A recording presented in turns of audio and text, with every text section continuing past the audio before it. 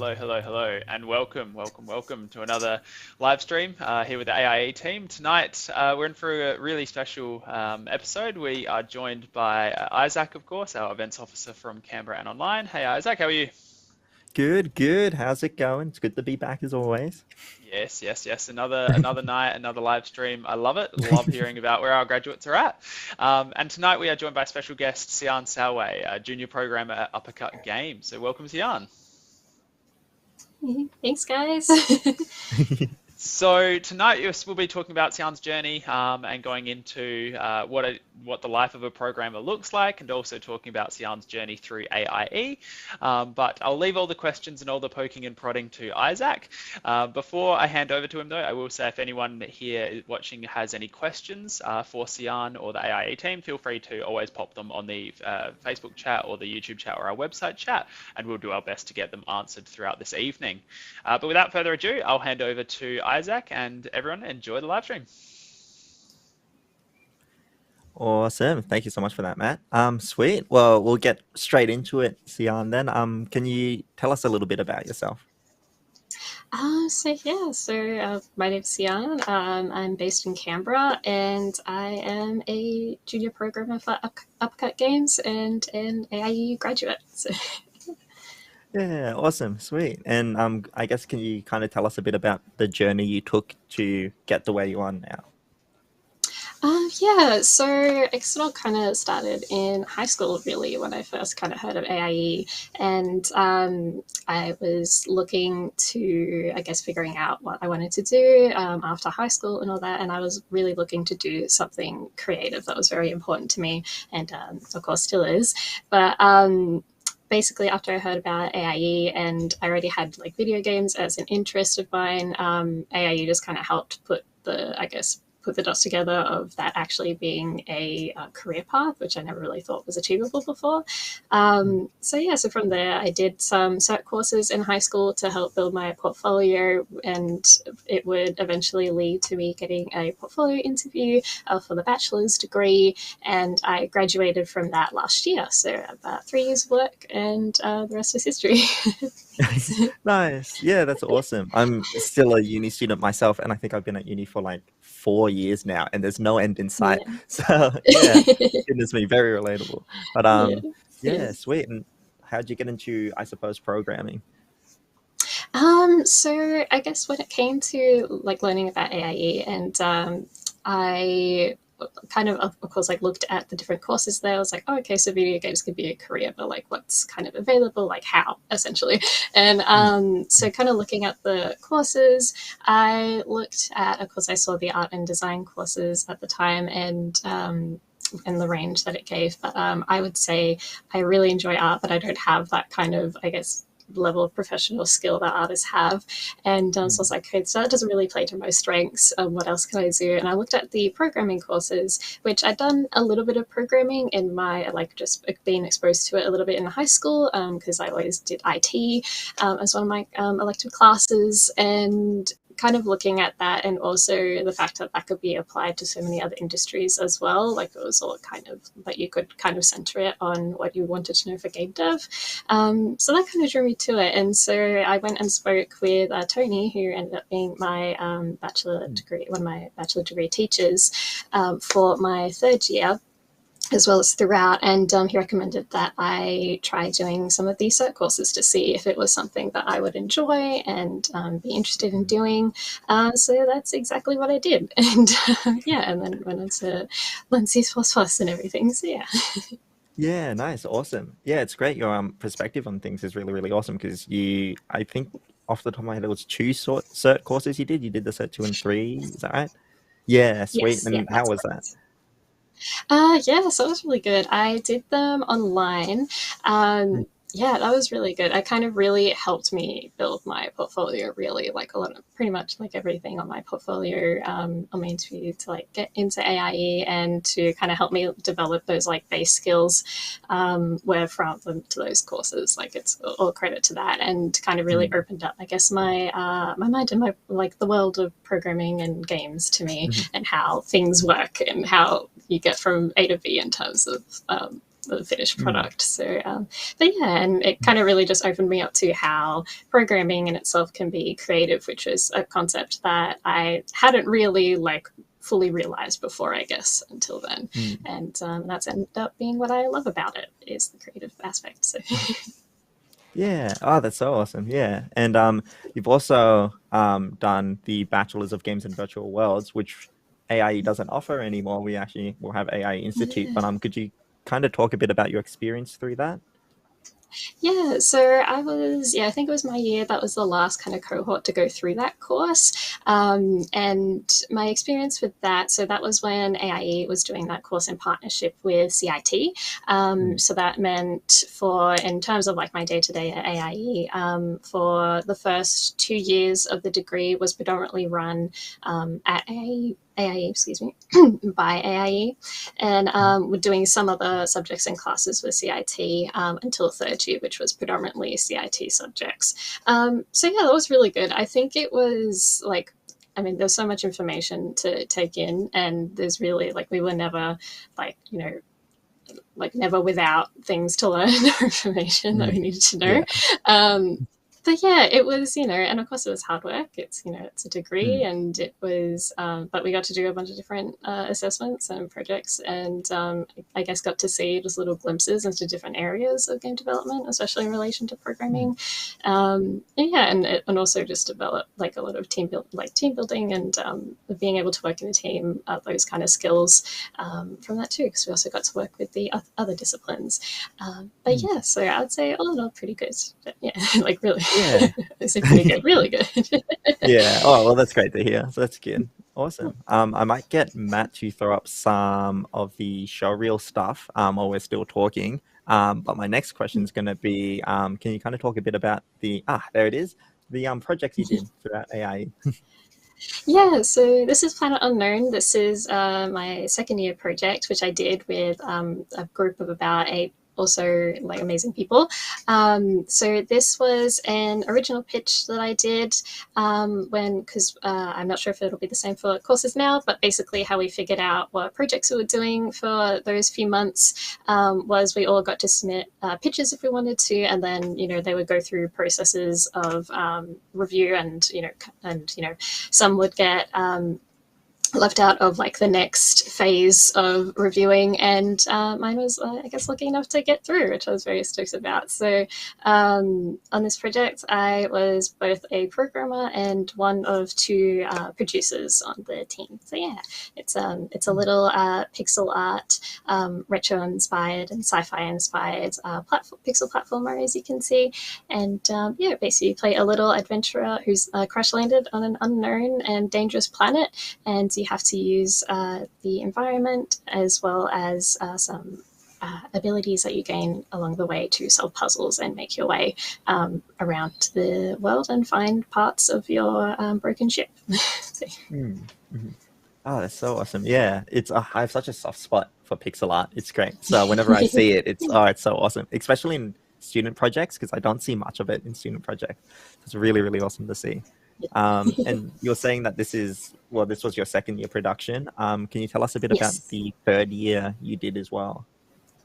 Yeah, so my third year major project I did with the help of Recovery VR, which is a company that uses VR for rehabilitation and treatments for chronic and complex pain, which is really cool. If you look on their website, there's a bunch of information on it. But this is a company that I did my vocational placement to in second year, in addition to my second year subjects and the major project. And so basically for my Christian was kind enough to let me work with them to do my third year projects. So we had 2 kind of major projects in our third year. We had one that was called like our major final project, and the other one that was our like research centered project.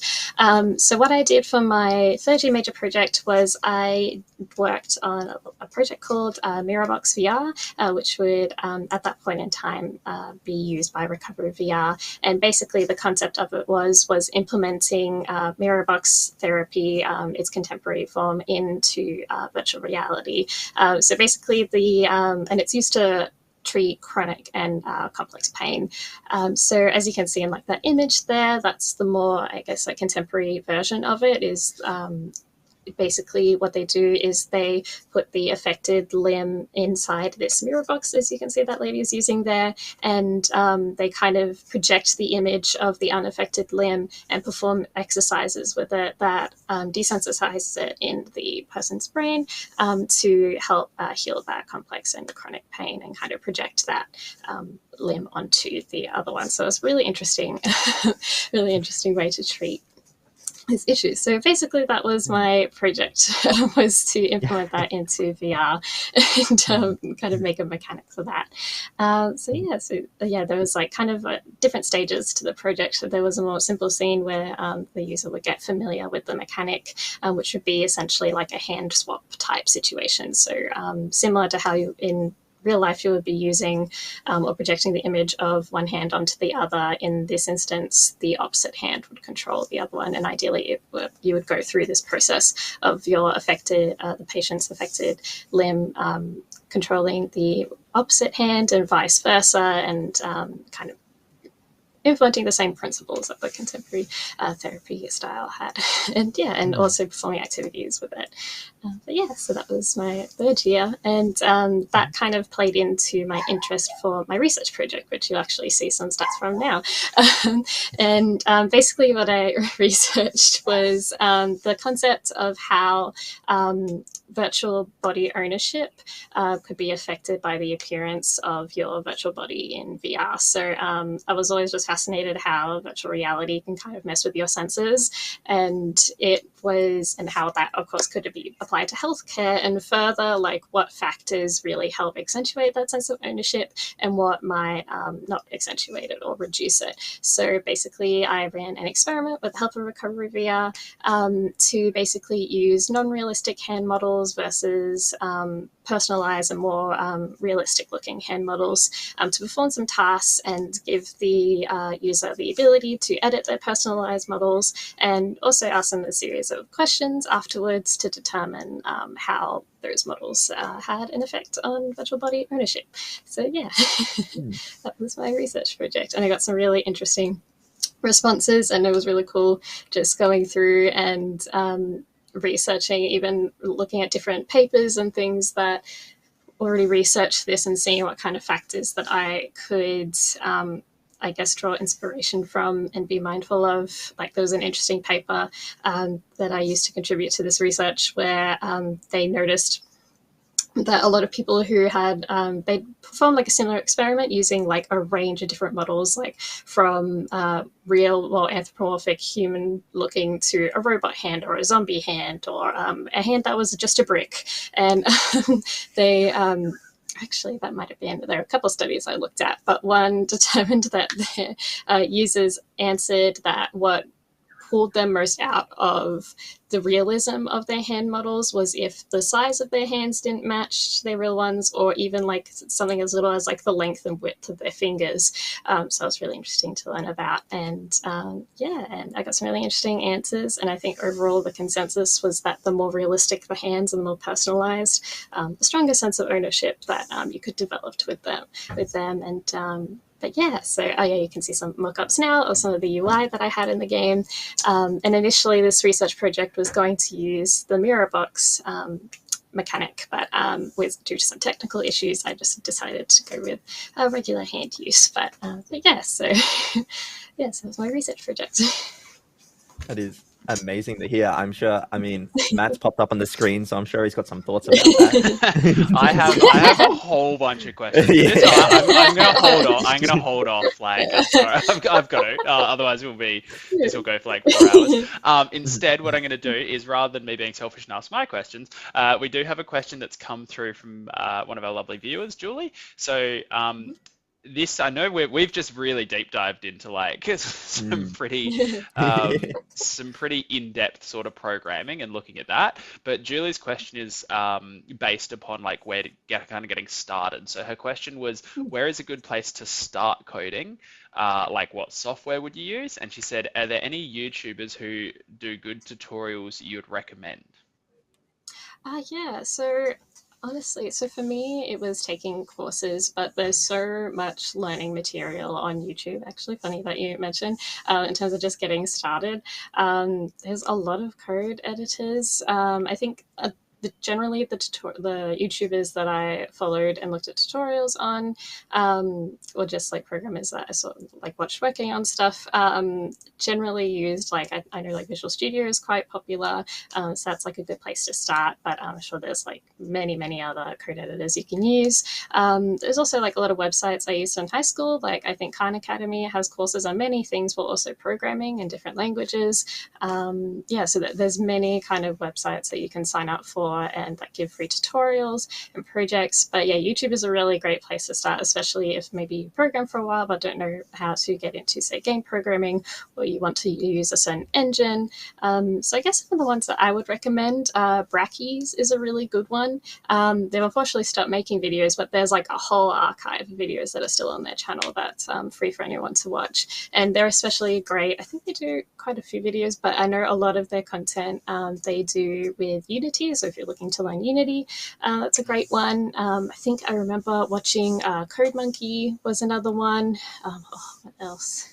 Yeah, there's a bunch. There's so many different like game developers that have YouTube channels and will do like tutorials and lessons. It's a fountain of knowledge. So it's I'd say when I recommend Unity, Unity Learn to some people, which is just kind of a nice little website that you can start doing some really basic coding, and then from there, I work with AIE, so I'd probably recommend AIE. And we have different levels of education as well, so you don't have to go straight up and do like a career course. You can do like a certificate course, introductory course. So we do have different levels. But yeah, I think I've spoken to a few programmers and they said like any program, it's just starting to train the mind in terms of, or the brain in terms of how that language kind of works. But the languages are interchangeable. So excellent question from Julie. I've got one more before I hand back to Isaac and disappear off screen. Lewis, now this one's a great one. I love when people ask these questions. Sian, so you will have the answer for this, correct? But will VR ever reach the point where it is almost indistinguishable from reality? And if so, how far do you think it is? Oh boy! I would like a specific date too. Like actually, I want a day. And a month. Oh yes. Oh gosh. Well, I think I don't know if it'll be like. God, that is a really big question. Like, will it ever be indistinguishable from reality? I actually don't know. I think in a lot of ways, kind of like what I was talking about before, there's a lot of ways in which it'll trick the senses and a lot of like benefits and experiences you can have in VR. But yeah, I mean, I wouldn't say no necessarily. I think there's a lot of potential behind it. But I don't know exactly when. But there's always like really great like uses for VR, especially outside of like gaming and like I mentioned in medicine. And but yeah, I guess it has a lot of potential. I guess the potential's kind of endless. So that's what I would say, I guess. Yeah, I'd definitely say, Isaac, I don't know your opinion on this one, but I'd just say definitely VR will become indistinguishable from reality. It's just a matter of when, not really if. They're now working on like VR contact lenses and stuff, so you don't have that like chunky headset. And with the sensors, it was, I remember talking to my brother-in-law about this. He was studying this as part of he was doing vet, but he was studying psychology as well with it. And if you can trick, it's like a certain amount, I think it's 4 out of 5 of your senses, I think it is, or something. I forget which one. Probably, to be honest, Sian, you have as much knowledge a lot more knowledge, than I. But if you can trick a certain amount of your senses, your brain that will become indistinguishable from reality. So it is, yes. It's kind of scary, but kind of also like exciting at the same time. Anyway, I'll pass over to Isaac. Sorry, guys. No worries. Sweet. Oh, easy. Oh my gosh. Yeah, there's so much to unpack there. I suppose, I guess not many people know about VR as an application for like health related stuff and kind of that field.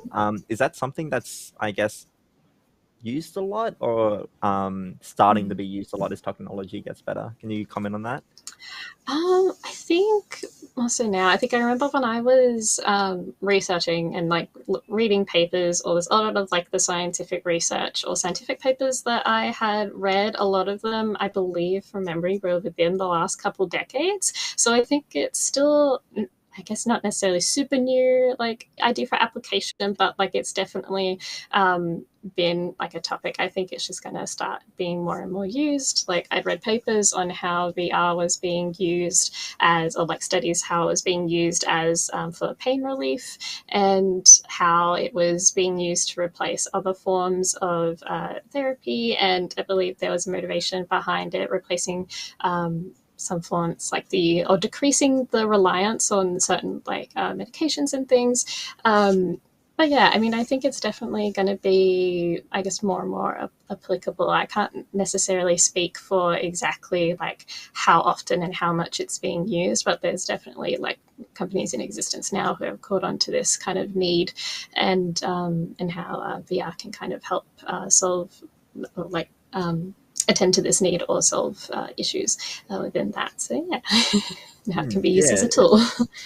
Yeah, gosh, definitely. It's super exciting to hear about. Sweet, yeah. I just realized we have gotten so deep into it that the audience probably doesn't know, what programming languages and stuff we teach as well, and what they're used for. You want to talk a little bit about that as well? Yeah, so at AIE, at least in terms of games development, so they taught us C++ and C# were the two main languages that I worked in. And I would say there's probably like many other languages that are still like very relevant to the industry, but I think with what I've experienced, those have been two very like object-oriented languages have been very big for game programming, at least in my experience. But yeah, I think those are really the two, I think, that the main ones that I've come across. Yeah, that's fair enough. And I like to ask this question to every guest, and there's a theme, and I'm not going to say what it is, but do you prefer Unity or Unreal? Oh, I don't know. That's a little question. I don't know. I guess it really depends on perspective, because yeah, I mean, there's sometimes you'll spend a lot of time with one engine and you'll get really accustomed and used to it, and so you'll just think like, this is it, this is the one engine I'm using, like it's all, like I don't need anything else. But yeah, I don't know. Yeah, I don't know. I'm kind of divided on that question. Yeah, okay, awesome. Well, yeah, I think everyone I've asked so far, I think it's 6-3, I think, with being in favor in Unreal. And the 3 people that have said Unity have all been programmers. So I'm assuming that's something to do with the differences between C# and C++, but I'm not 100% sure. But yeah, awesome. Do you want to tell us a bit about where you are now as well? Yeah, so now I've been at Uppercut for the past 4, possibly 5 months now. So started earlier this year, and yeah, and I'm a junior programmer there, and just absolutely loving it. Really, it's like a really great experience. Yeah, oh, that's so good to hear. And I guess, what does your day-to-day look like as a game programmer? Yeah, so I'm currently working remotely. So I guess it can be a little bit different for everyone, but yeah, and it also I guess depends where you work too, and what processes you undergo to work tasks. But you could probably guess that I spend a lot of my time programming, so that's a pretty big factor in my work days. But yeah, I mean, every day can be a little bit different, and that's kind of what I like about game development. But yeah, I go to my little home office and start my computer and have my coffee in hand, and I just get stuck into whatever I have to do that day. Yeah. Ah, there he is. Sorry, you got a question, Matt? Put on the wrong screen. I do. I absolutely do. Yeah. This one's a question from me personally. So when you use the term like I spend my day programming, I know that a lot of the work that you're doing right now will be you can't disclose because it's all private until obviously games are released. That's very big in our industry. But can you give an insight in terms of just how much work goes into like a project? So like, let's say if you were Because I think a lot of people who look at games, they play it for 2 seconds and they're just very much like, oh, I can create this. You know, you're like, no, it's like you can't.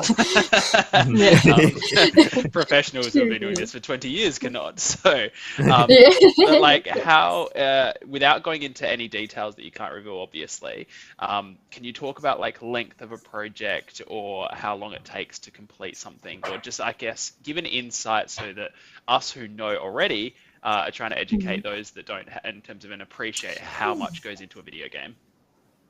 Yeah, well, I mean, you definitely kind of learn that yourself, even if you're someone that already has an interest in video games, maybe knows a little bit about the industry, especially going through AIE and with my first projects, even like, you know, just so much work goes into everything and time, and it's very much just like a process of it's like I can never stress enough the importance of like having good team skills.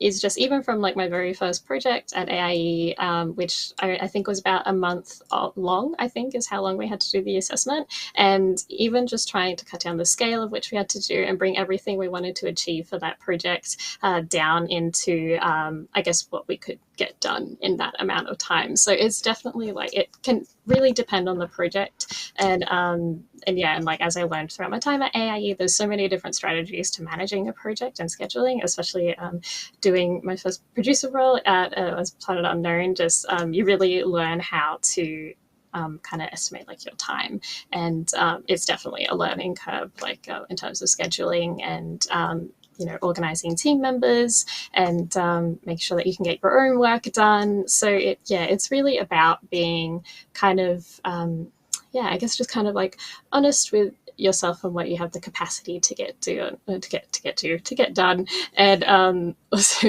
you know, making sure you're working with your other team members as well, and collaborating on that. So it all becomes a very nice, smooth flowing pipeline, or as smooth as you can possibly make it.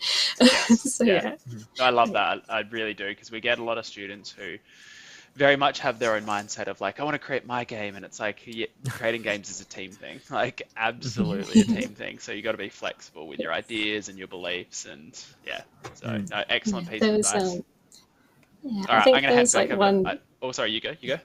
Oh, sorry. I was going to say there was something someone said at like Last Pizza and Pixels, which really sums it up, which was a side project he was working on, and he says, I wanted this, you know, I just wanted this to take me 4 months, and it's now been like 2 years. I was like, really put into perspective how it is. But no matter the type of project, it's going to be a lot of work and labor of love, really. Things take time. They do.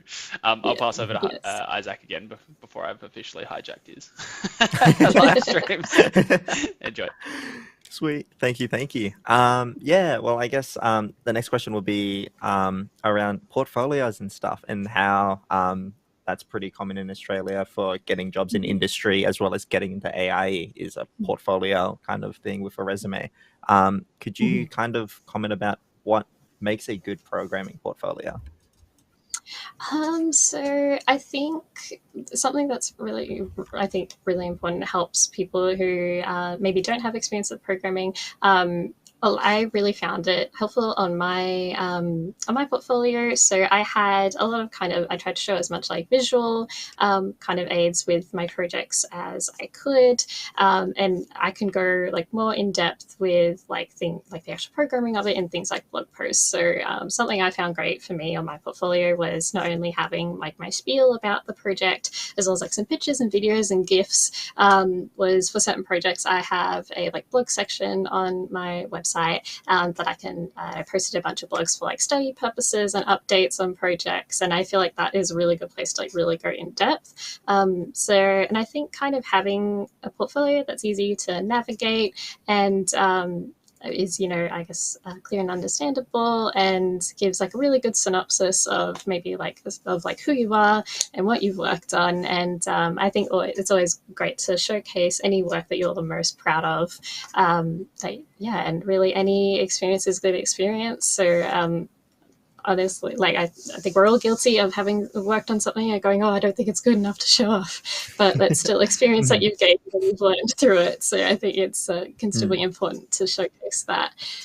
And that's kind of what I aimed to do. Is I tried to put some work that I was proud of, and anything I kind of worked on that gave me experience on my portfolio, I think was important. And anything I wanted to go more in depth with, I could do that on the blog side of things, and that can also showcase, I guess, your work process and the kind of research that you've done, and you actively learning skills and solving problems and making mistakes and resolving them, and it's all the above, really.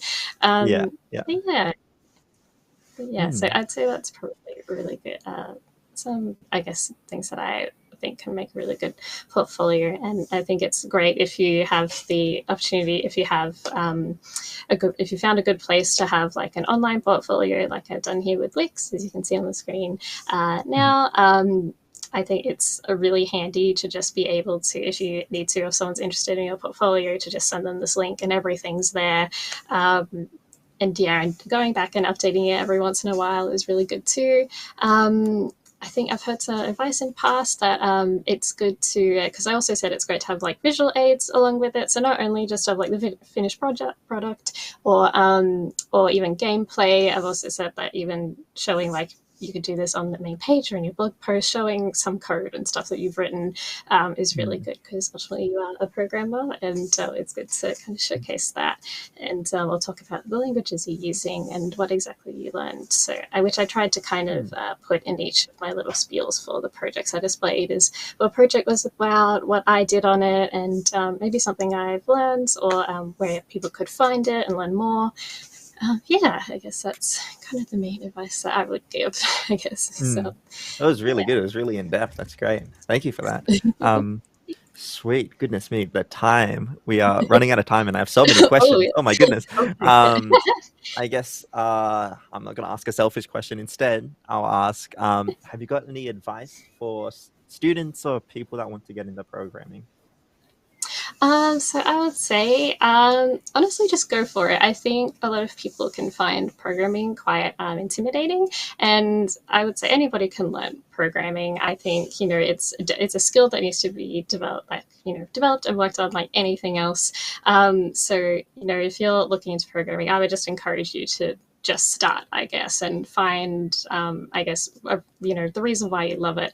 Like, people might love it for many different reasons, and honestly, a lot of people can, like I said, like anyone can learn programming basically, like whether you're from, like, say, a strong math background or you're not from a strong math background, that's fine too, because everybody has a capacity to learn.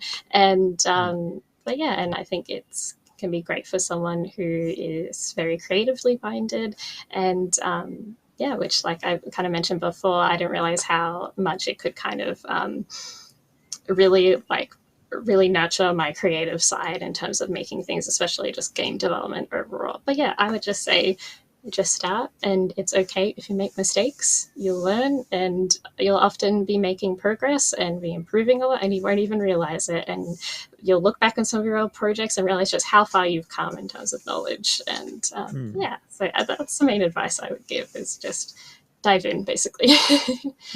Oh, that's awesome. I have zero programming skills, but now even I'm inspired a little bit.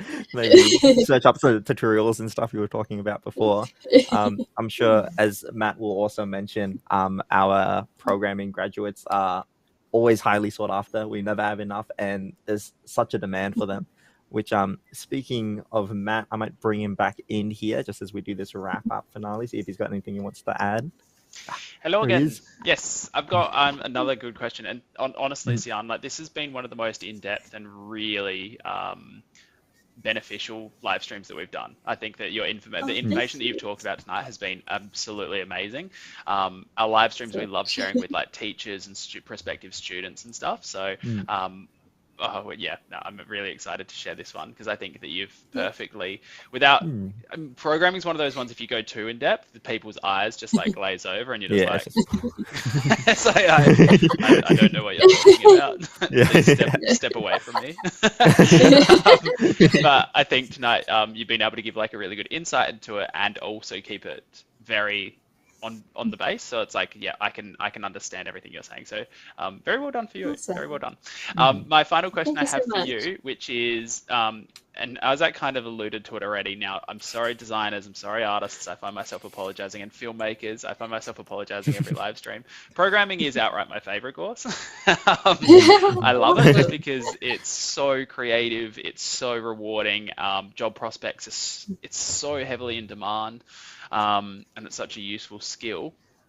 I do find though at events, if someone has never tried it and never heard of it and thinks that you just sit in the basement all day and just type ones and twos or ones and zeros into a computer, and it's like, no, it's not like that at all. What piece of advice would you give those like us who are on the front line speaking with the students, or direct advice to those students in terms of to get them excited about programming? Well, I guess I keep mentioning this over and over again, but I really love how creative programming can be, and I think game development is a great way to showcase that. And I think what really drove it home for me is just like really like getting in and learning and understanding that's like, if I want to make something, even if it's like making a game, it's like I can make that happen. Like I can implement that behavior, I can implement that mechanic. World is your oyster, basically. And and I guess just finding a way to see what they find fun about it or what they find interesting about it, and how it can be used, like even if it's so far as not necessarily specific languages, but like we were just talking about VR before, like certain technologies that we think are interesting and being used in interesting ways. I think I know helps me, gets really enthusiastic about it. So I guess there's that. But yeah, I guess that would really, I guess that's really what drove it home for me, is just the concept of like, you can really make anything if you put your mind to it, and programming is just a great vessel for that, and for me at least, nurturing that kind of creativity. And that's what I love most about game dev is being able to create something and also doing it with a lot of like really awesome, talented, and like-minded people. So I love that. I guess that helps. That's like the cherry on top of the cake for this live stream for me. Yeah, so I'm so happy. Thank you. It was like officially like made my day, and I'm just like, yep. Oh, so nice. Thank you. Awesome. We have two last questions for you, and we are running a little over time, so I apologize, but I don't like not answering questions from chat, so I'm sorry, but not really. No. Lewis asks, what's your favorite video game series?